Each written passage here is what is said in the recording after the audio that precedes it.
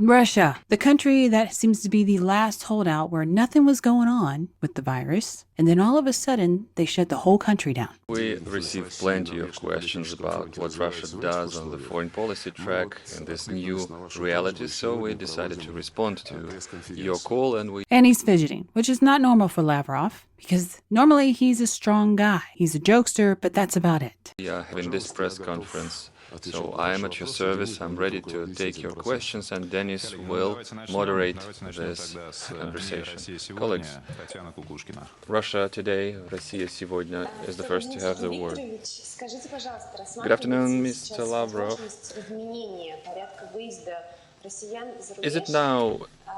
Are there now any considerations about the quarantine regime change?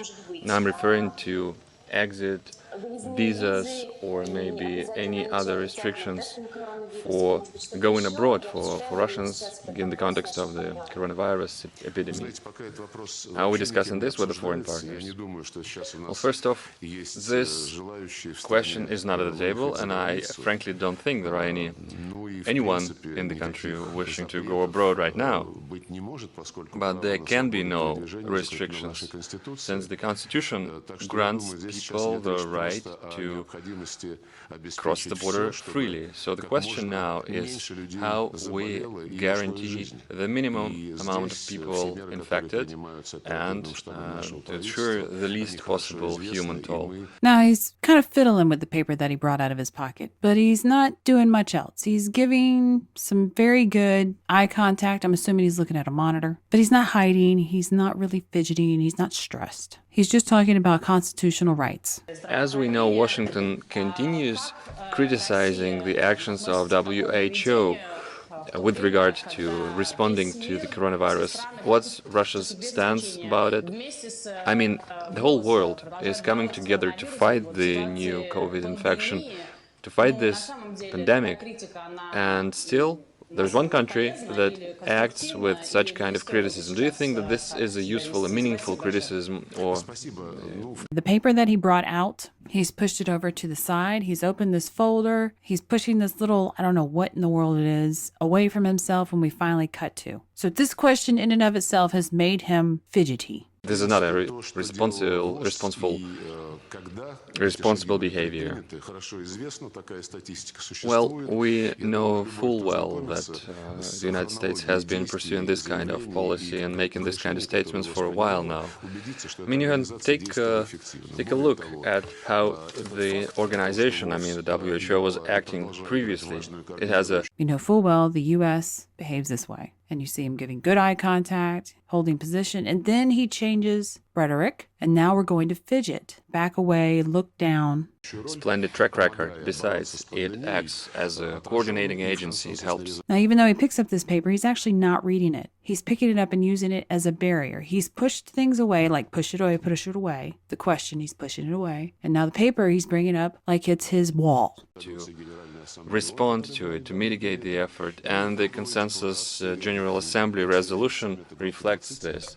And he's not giving good eye contact. He's using that paper as an excuse to look down. And notice what he's actually saying when he's behaving this way. And that is the stress. Also reflected in the G20 summit outcome document. In both cases, the United States has endorsed the consensus. So we assume that this is the official stance of Washington. We want to urge everyone to refrain from any attempts to give political charge or political bias to the fight against coronavirus. After all, it's a joint effort. And what's crucial now is that we focus on the specific steps on how do we thwart pandemics, how do we minimize the damage, and first of all I'm referring to the damage to people's health.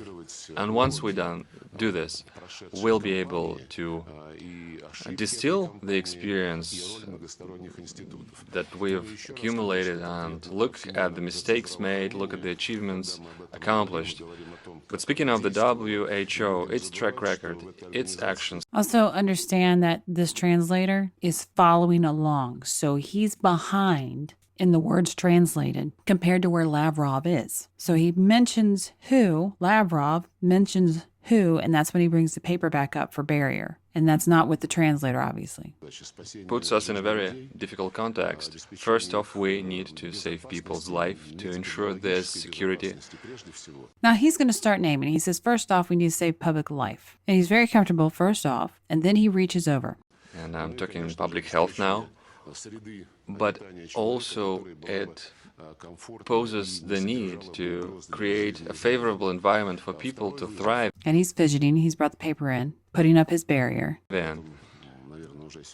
And the second question is But through that, he wasn't giving bad eye contact. So it's just stress in general. We call that the underlying stress, because the rest of the body is going, all right, I need a barrier, but there's something else that's bothering me because I'm looking and giving good eye contact, I'm doing good brain searches, and I'm interacting in a normal way. something everyone's been talking about. That's the economy.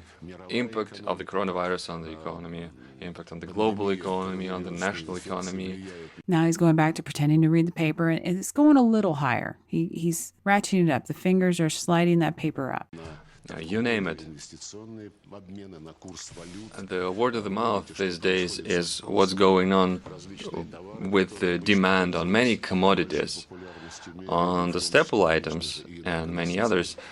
And now he's gone comfortable. This is a comfortable subject, the commodities subject. Puts the paper down, he's okay. He's still distracted. The underlying stress is there. But I'm referring primarily to energy. Look at the oil demand. Now we have to hit the ground running and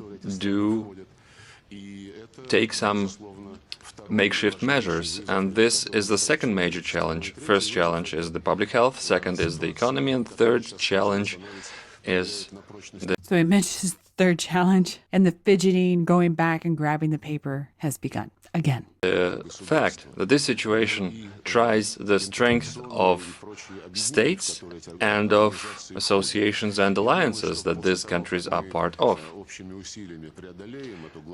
Once we fight off this new infection, we will need to rethink and reinvent many components of the international architecture. Perhaps. Okay, now as you're watching him, he's actually going back and forth. His body's wiggling. He's leaning very heavily on one side, the shoulders way up. He's fidgeting with paper to the point where he's lifting up. And he's literally built a wall with his paper. I'm hiding behind this paper. And the subject matter, as he is answering this Chinese reporter, is about new alliances, new ways of doing things with other global partners. We will gain better understanding. And as we watch, that paper gets higher and higher, and he's fidgeting more and more. Of the way the many institutions and their operation. Body is still wiggling. It can't calm down. This, we can say, is the most stress, is how people interact, country, state level, after this whole thing is over. It will be different. If you like it, please share and subscribe. Thanks for watching. To let subscribers know, the new Tiger King series has been released. You got Joe Exotic, Baskin, and you got Doc over in the Carolinas. And all of them have different degrees of attention-seeking personality. Everything has a spectrum. And it seems like these three characters have a severe issue of it.